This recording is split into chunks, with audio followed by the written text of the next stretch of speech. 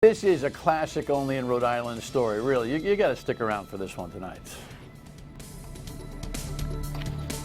I drive by the Visitor Center National Park bike path, something or other, whatever it is. All I know, it's $4.3 million of our taxpayer money years ago that were spent to put this very aesthetically pleasing facility on 295 North, a couple of miles short of the Massachusetts line, leaving the state. So it's always been an Achilles heel for me, and a place that I've enjoyed whipping up on.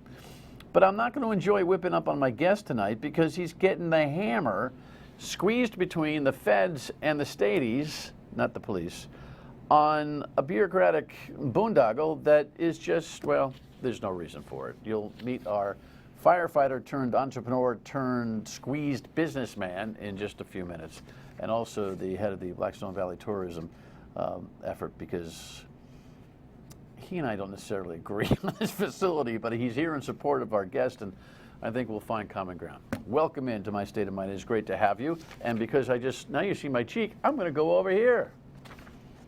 Steve's anxious to get this baby going tonight. All right, it is a tale of two cities. So the people in Los Angeles woke up to a message which says, don't bring the kids. Headline, school problems. I guess there was an email from Germany. Here's the latest from CBS. We are closing all district campuses today due to a threat that has come. Calls like this one went out to parents in Los Angeles this morning. The superintendent closed down the entire Los Angeles Unified School District over a threatening email sent to school board members last night. Police say it targeted all schools in the system. The implied threat was explosive devices. The specific threat was attack with assault rifles and machine pistols. New York authorities say they received the same email, but called it a hoax. Los Angeles officials are defending the superintendent's decision to close schools and say they took the precaution based on recent terror attacks in San Bernardino and overseas. Our first job is to ensure that people are safe in this city.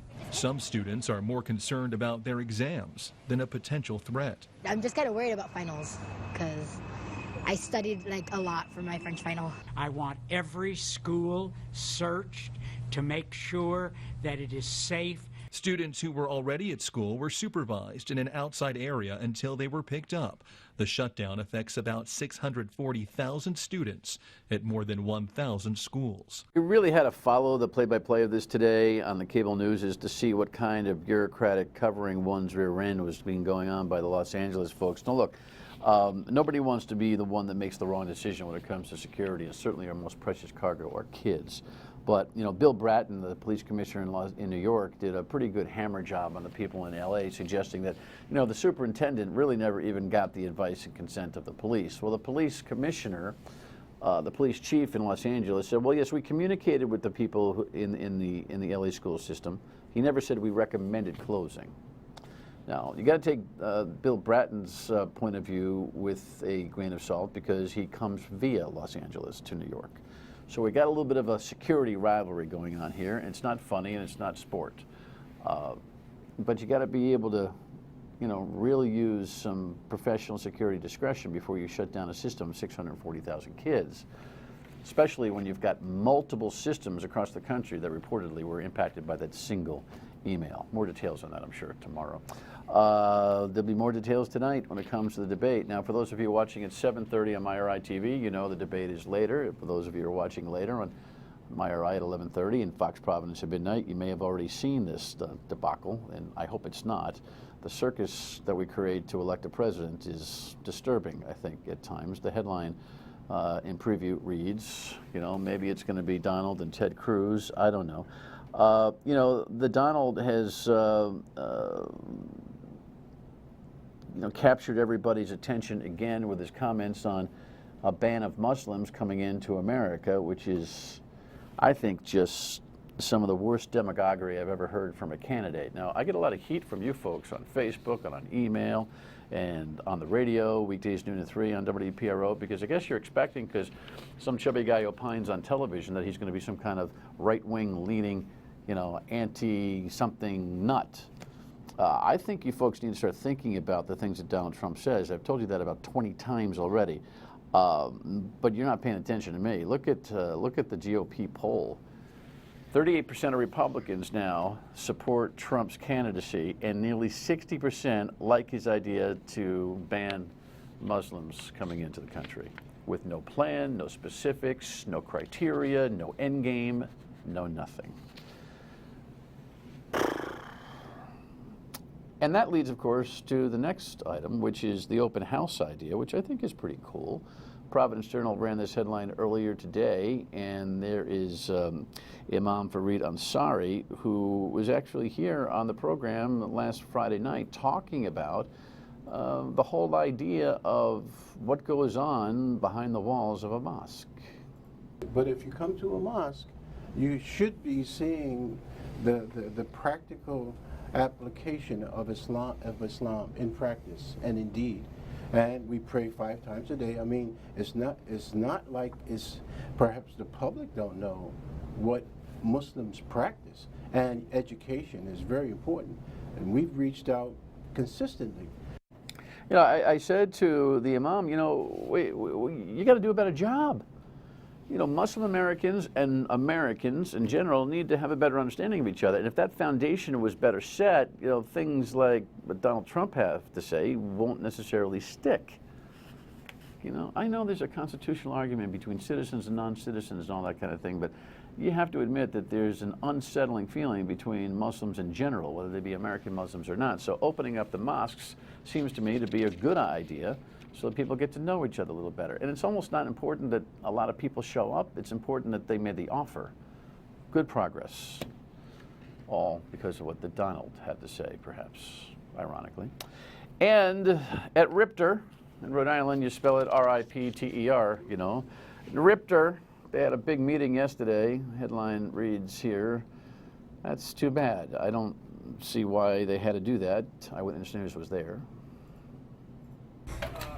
The RIPTA board is looking at it as a compromise, with members voting in favor of implementing a 50-cent fare for low-income elderly and disabled passengers who usually ride RIPTA for free. Many spoke at a hearing in Providence. All you RIPTA people are a bunch of bozos and a bunch of rip-offs. RIPTA Chairman Scott Abadijian says the free ride program is unsustainable. For the elderly program, we get about $3.5 million a year, but it's with no Medicaid reimbursement, it's a $20 million expense. Those who use the free ride program say it's a necessity. I totally depend on my bus pass. You know, give us a break. That's all I'm asking. The RIPTA board says the new 50-cent fare will go into effect on July 1st. Look, I know there are very few, if any, public transit systems that offer completely free rides to anybody. It wouldn't be the worst thing in the world for Rhode Island to be one that does. That doesn't mean we have to be a social welfare magnet. It doesn't mean that we have to be a liberal giveaway state. It just means that we need, I think, to show a little bit of compassion. And it seems to me that this concept that RIPTER has got to be a for-profit facility or it's got to actually completely pay all the bills is, I think, a misnomer. We have an $8-point-whatever billion budget, half of which is generated from our own local funds, and RIPTER gets a lot of federal money as well. If they're trailing a couple $3 million a year in negative cash flow, it's part of the community's investment, it seems to me. You know? That money's going to add up for those folks on fixed income with disabilities and too old to work. Come on, man. All right. This is the biggest come on, man, and this is the subject of our program today. We'll run this story, and you try to tell me why this happened. To tell you how far back Cumberland firefighter Michael LaFond is living his dream. He and his brother own their own business, the Outpost, a restaurant and general store at the Blackstone River State Park Visitor Center in Lincoln. But his dream might be shattered. The Federal Highway Administration says it's soon planning to shut down his shop because it's on the right-of-way off I-295. We've opened it officially on the 3rd of August. Just shortly after that, we were told it was an inappropriate thing to do by the Federal Highway commission, and then DOT came in. The Highway Administration says no commercial activity is to take place in rest areas with the exception of vending machines. It's a safety hazard. You have people walking near vehicles speeding at 70 miles an hour. That's not wise. The administration says some interstate rest stops do have stores because they were there before the law was created in '56. When you invest everything, your whole life savings into something, and then be told that, oh, by the way, you did it for nothing, it hurts. The agency that owns the visitor center insists the shop is legal. I think there's some confusion. It's not on an interstate. It's not part of a truck stop. It's part of our state property. The Highway Administration says the situation could be resolved if LaFond moved his business out of the right-of-way. What is that supposed? Mike? What does that mean? The right-of-way. What defines the right-of-way? Do you know? No, I do not. No clue. What do you mean, move your business out of the right-of-way? Your business is in the beautiful center. The center is where it is. Maybe Bob will know, and when we bring Bob Billington in here for the next segment. Welcome. So sorry you're going through all this nonsense. Long story short, you're a firefighter in Cumberland, correct? Correct. Not retired yet. No, the end of the month. Well, maybe not. I know. Depending on how this whole thing is going. But you put a good chunk of your hard life earnings into this business. It looks like it's beautiful. I got to stop by. How did you end up there? You responded to some inquiries and some advertising that says, listen, we need to fill this place since the Dunkin' Donut franchise left years ago, correct? Correct. And that's where Bob Billington comes in. That's he advertised in the Valley Breeze August of 2014. He had it right on the front page, and a whole article asking for anybody that's interested in putting a restaurant out on the facility. Bob and I go back 30 years. I approached him about it.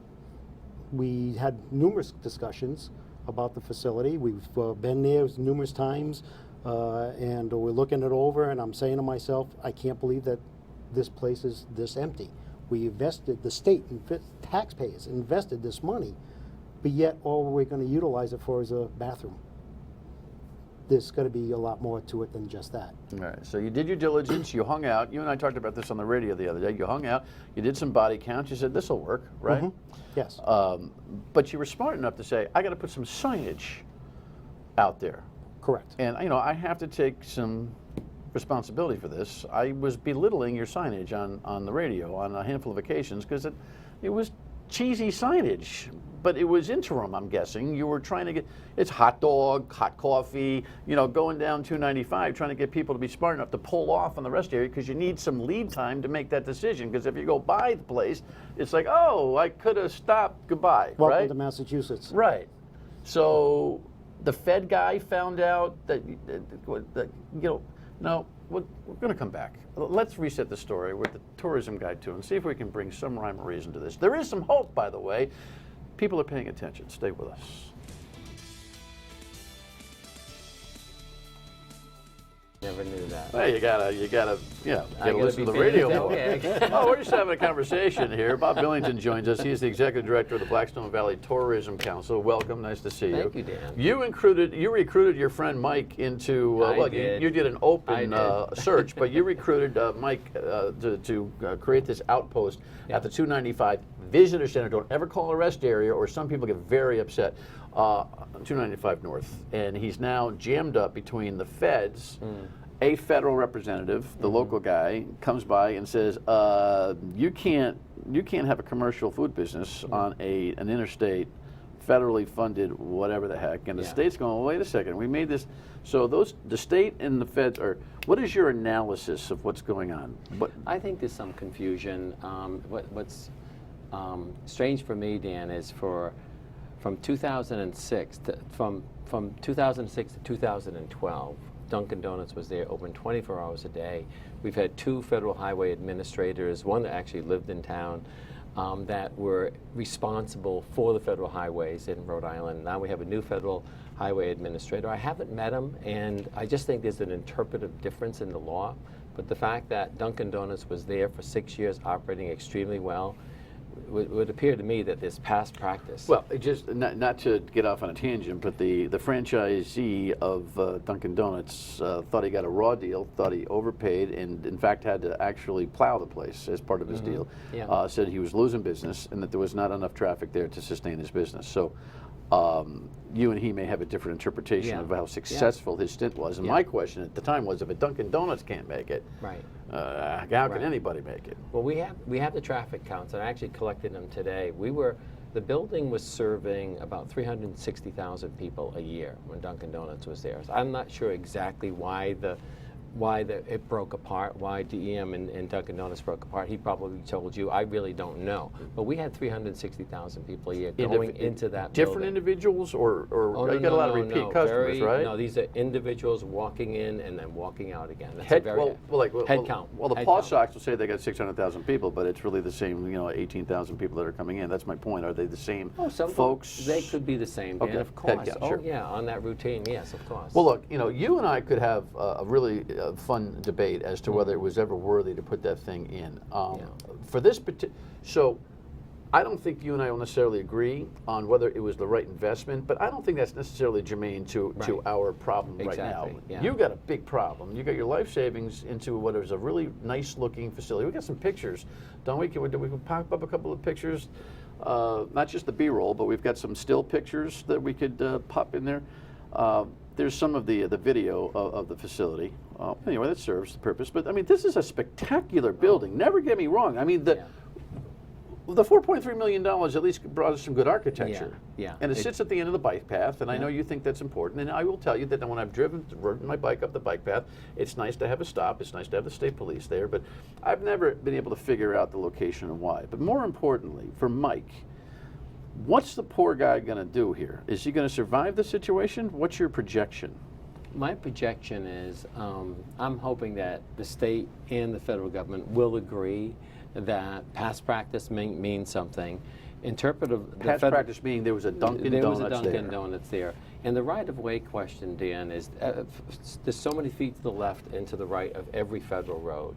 And DEM and DOT and FHWA did a masterful job, I think, in 2006 aligning that so we are clearly out of the right-of-way. You actually leave Route 295, the pavement, go onto an access road. You are still within the right-of-way. Then you get into a parking lot that's still within the right-of-way, and then DEM land takes over. That's state of Rhode Island land. I consider it's sovereign land. We can do what we want in our own state park. Any state park would love to have access from a federal road. Right, and so that's you what we define that property as a state park. Absolutely, Dan. How No do you get to do that? Because the state purchased the property from the Blackstone River right up to 295 for this purpose. Okay. We've always had, since the highway was built in the 1960s under Governor John Chafee, we've always had two visitor centers there, one to the north and one in the south. 1992, November of 1992, the state was out of money. We abandoned them. They collapsed, okay? It took from 1992 to 2006 to get a new one built. It's actually in the middle of the longest state park in Rhode Island. Right, It's so an you've got state-owned property for a state park. Yeah. It's a rest area. Well, state park, Dan, but it is the Outpost. It is a visitor center. It is access to the state park. It is headquarters for the state park. All of the equipment. If you remember the days to maintain that park, we had to drive equipment from Lincoln Woods across to. Whatever it is, it's a state-owned facility. Yes.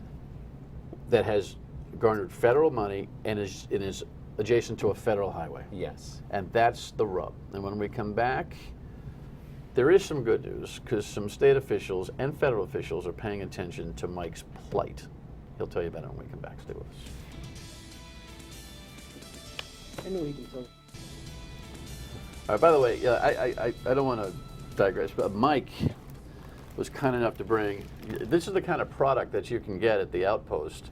I noticed in the journal story that the Sassy Mama was, so you brought some vendors in to partner with you, correct? Yes, sir, I did. In the Outpost. So you guys were kind enough to bring, I'm always uncomfortable with accepting gifts, but it's very nice for you to bring at least a sample of some of the really cool stuff that you can get. And you've made this a Rhode Island-centric facility. You can buy some Rhode Island shirts, hats, sweatshirts, all that kind of stuff, right? Yes. So you're not just selling breakfast sandwiches at the place. I'm trying to sell Rhode Island. Yeah. Which makes sense for a visitor center, which is on the wrong end of the state, going out the right? But if you see, but you call it a state park. Yeah. And I get the bike path part. By the way, to your credit and to so many others' credit, the bike path is a jewel. There's no doubt about that.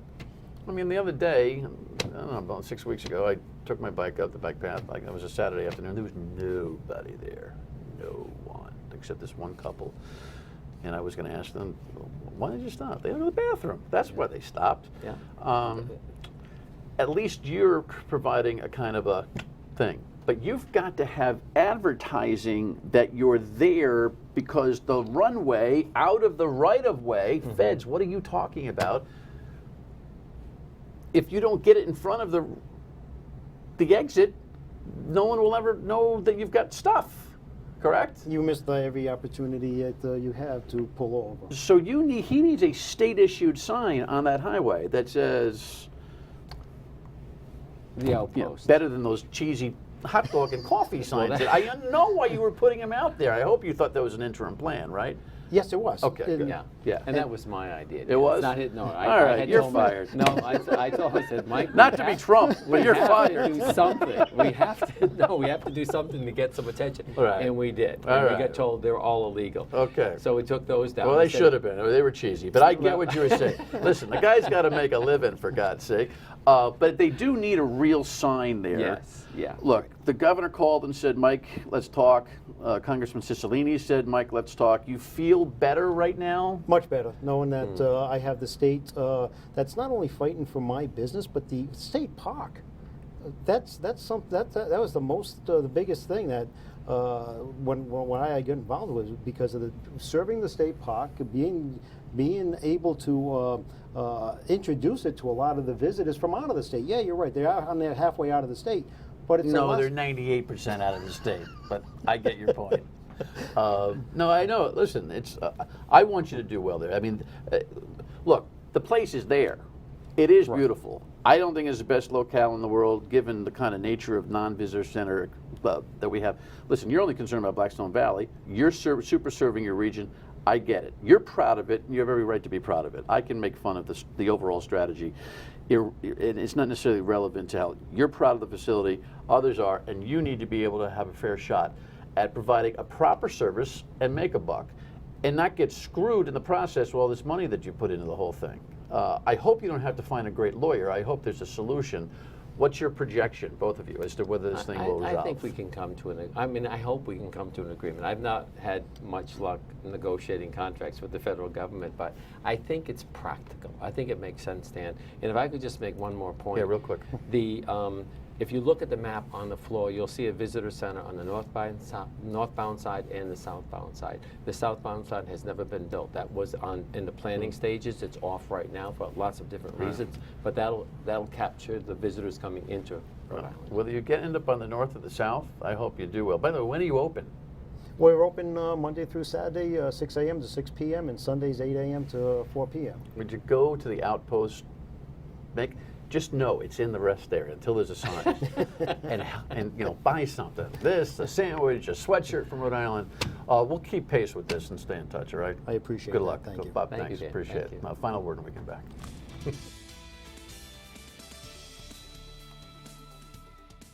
Classic confrontation between a federal agency and a state agency needs to be resolved by people, managers who can solve it. The governor, the congressman, I hope so. In the meantime, go do some commerce at the Outpost. Local business needs to be supported. And it's a state park, by the way. It's not a rest area. The Treasurer, Rhode Island, Seth Magaziner, here tomorrow night. And I'll see you on the radio at noon on WPRO. Bye.